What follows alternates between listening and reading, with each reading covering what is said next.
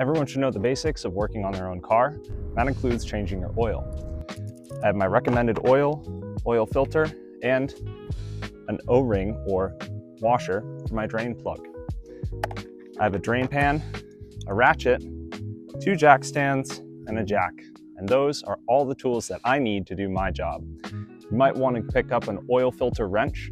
Those are optional though. You might be able to get it off with your hands. Here I'm going to locate the pinch weld or the jacking point of the car. So here's the front tire, and I look along this weld here and I see this sticking out. And it looks reinforced. So that is where I'm going to jack from.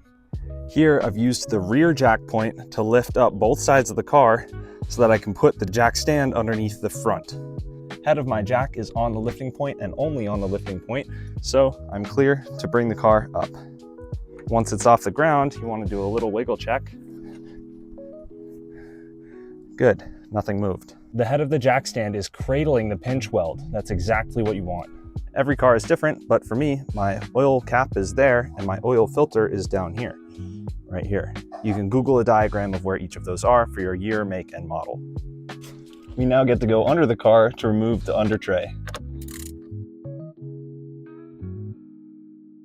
Here's your engine bay. For me, this represents oil. You can find that in your user manual. So I'm gonna twist and release that and just make sure that it's on there nice and loose. You don't want anything but oil to get into there. Time to go under. Okay. This is your oil filter. That's gotta come off, but that comes off second. This is my oil drain plug. It's different on every car, so Google yours. But this one is mine. This comes off first. Okay. Do this with the engine cold. That way you don't get hot oil on yourself, and it's easier to uninstall everything. To reduce mess, take your forefinger, put it with pressure on the plug, and then finish unscrewing it. Once you feel it click or you see oil coming out, pop. There you go. It's mess free. Wait for that to drain and then put on your new O-ring.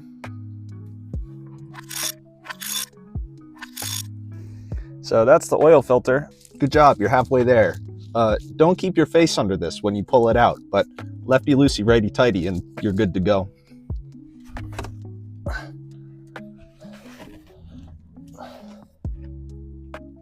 Take the plastic off of the new filter.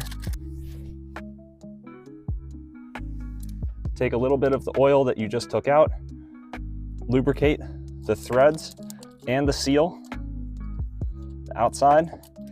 Make sure this plastic is removed and you're good to screw it back on.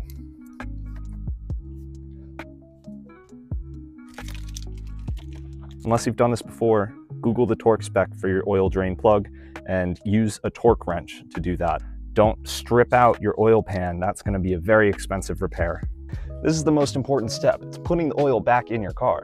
Take your new oil and unscrew it. Make sure there's nothing dirty around here. Double check that your filter and your drain plug have both been torqued to torque spec. Pop a hole in this bad boy. And here's one for the books. Take your dipstick, gently hold it inside of your oil fill port, put it up to the top of your new oil canister, and you can pour the new oil down your dipstick and you won't spill it. How's that for slick?